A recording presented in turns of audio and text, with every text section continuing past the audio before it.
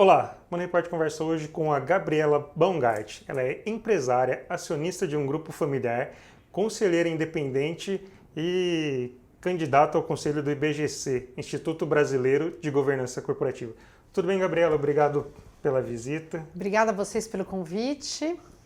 Gabriela, para a gente abrir essa entrevista, falar desse assunto, governança corporativa. Qual que é a importância de incentivar essa prática nas empresas? A governança, Lucas, eu aprendi, e vivi isso na empresa familiar que eu faço parte e aprendo isso nos outros grupos onde eu também sou conselheira, que ela tem um poder enorme de perpetuar e gerar valor para a companhia. Eu brinco assim, no final do dia é para ajudar a companhia a tomar as melhores decisões para o negócio, dando apoio à gestão e tendo temas importantes na sua agenda, que são temas como estratégia, pessoas, riscos, inovação e tantos outros assuntos que normalmente a gestão no seu dia a dia não consegue cuidar. E para a gente entender como que funciona na prática?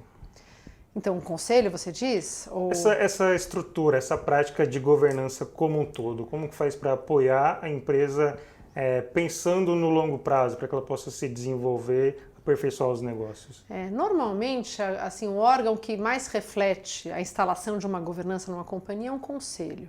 Ele pode ser consultivo ou de administração. E várias pessoas compõem esse conselho. Eu, geralmente, sempre me fazem uma seguinte pergunta, Gabi, qual é a melhor composição de um conselho? Qual é o Dream Team? Primeiro, a pergunta que eu sempre faço para os empresários é assim, nós sabemos onde estamos e para onde queremos ir? Temos um planejamento estratégico? E aí, com essas reflexões, você consegue saber exatamente quais são as competências necessárias de um conselheiro independente ou de um conselheiro interno que vai compor este fórum, que vai ajudar a empresa a fazer esse salto de qualidade, de eficiência, muitas vezes de repensar o modelo de negócio.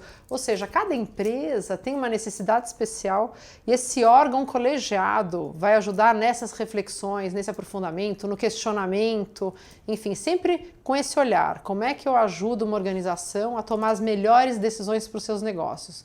Visando geração de valor, vendo também diversidade, triplo impacto, a questão de inovação e por aí vai. Mas cada empresa tem uma necessidade específica.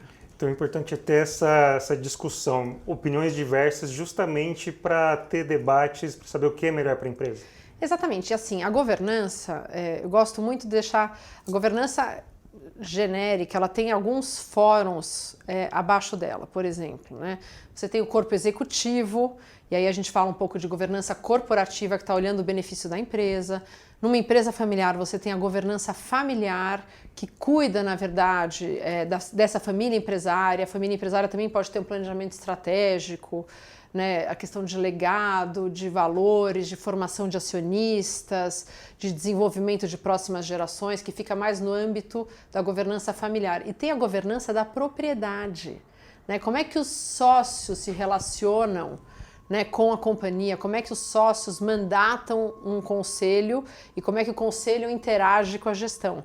Então, na verdade, é um sistema que tem que ter no meu entendimento, tem que ter um grande alinhamento para quê? Para tornar uma empresa perene, uma empresa ágil, que consiga se adaptar rapidamente a uma nova economia muito mais agressiva, cheia de competidores, que vários segmentos são disruptados. Então o conselho ajuda a ter esse olhar estratégico. Qual que é a sua percepção no geral? Que muitas vezes a gente pensa em conselho, pensa em empresas grandes, mas não é necessariamente. Não. Isso tem evoluído bastante nessas companhias menores, nessas companhias familiares, no caso? Muito. Primeiro, assim, duas máximas que eu gosto bastante, A boa governança é a governança possível para aquela empresa, para aquele sistema, Seja ela familiar ou não, capital aberto, capital fechado, enfim. E uma startup hoje, inclusive o próprio IBGC lançou um caderno de análise de tendências, uma publicação falando de governança em startups, quebrando um grande paradigma, porque boa parte dos empresários acha que governança é burocrática, que ela não se adapta às vezes a uma pequena, média empresa, e muito pelo contrário. Você pode começar uma startup já tendo no radar algumas boas práticas de governança que, num momento de crescimento rápido, você evita problemas no futuro.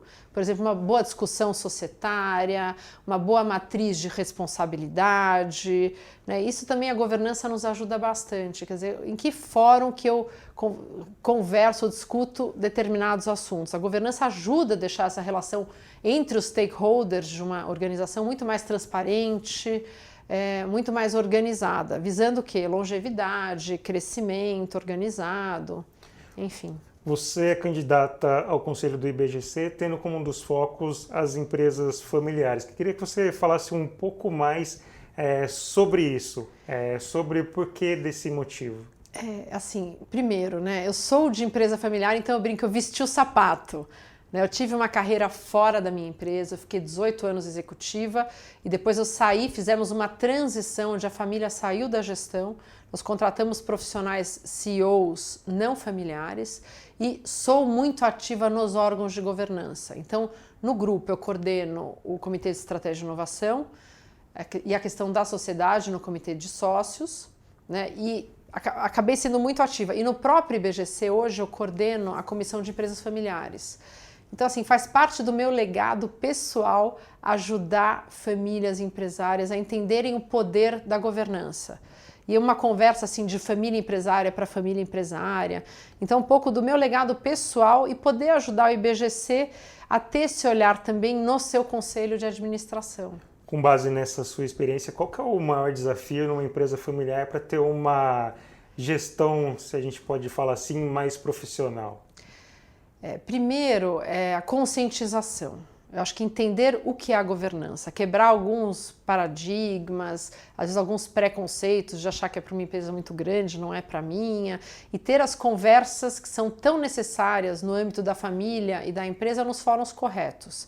Agora tem uma questão bem interessante, né? A estatística é muito cruel com as empresas, né? No seguinte sentido, as empresas familiares, geralmente as que estão na segunda geração passando para a terceira, se eu não me engano, tem um estudo que aprofundou um pouco os números, mas só a que passam pela segunda geração, só 30% sobrevivem. Das que estão na segunda e passam para a terceira, desses 30%, só 10% sobrevivem. E aí, para a quarta, só 4% sobrevivem.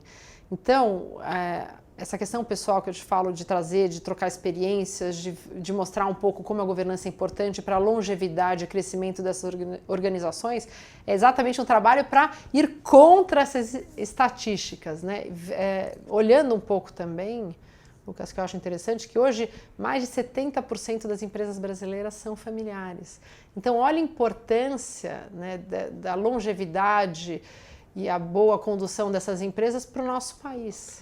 Então, como você falou, essas empresas, boa parte, sustenta a economia do país. Então, se uma empresa que vai passando de geração, ela vai quebrando, na verdade, está fazendo mal para a economia do país. Isso, ou se ela é mal conduzida, isso tem uma repercussão enorme na nossa sociedade.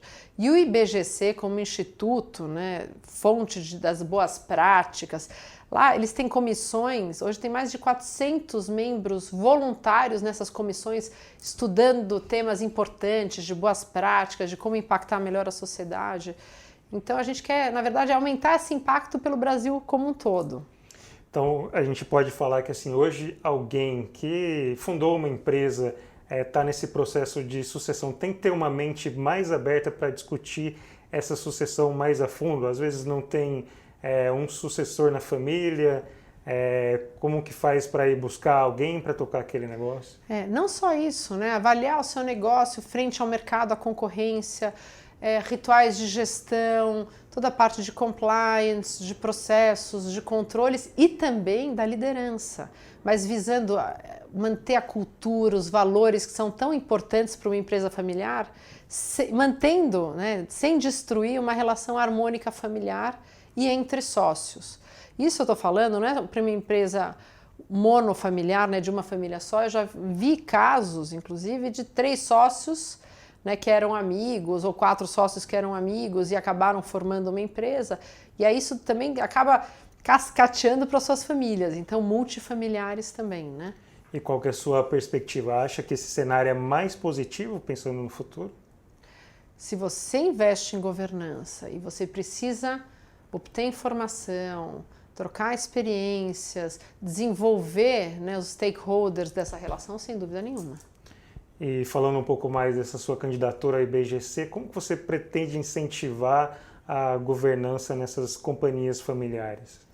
Eu acho que fazendo com que mais famílias entendam, né, o que o IBGC, na verdade, pode proporcionar em termos de conhecimento, publicações, fóruns, e de que forma eles podem se desenvolver em cursos, trilhas para acionistas, inclusive de empresa familiar, aproveitar o máximo possível todo o conhecimento que o Instituto proporciona, né, e pode auxiliá-los em momentos de dúvida. É importante também, né, deixar claro que a governança não é um momento, é todo um processo.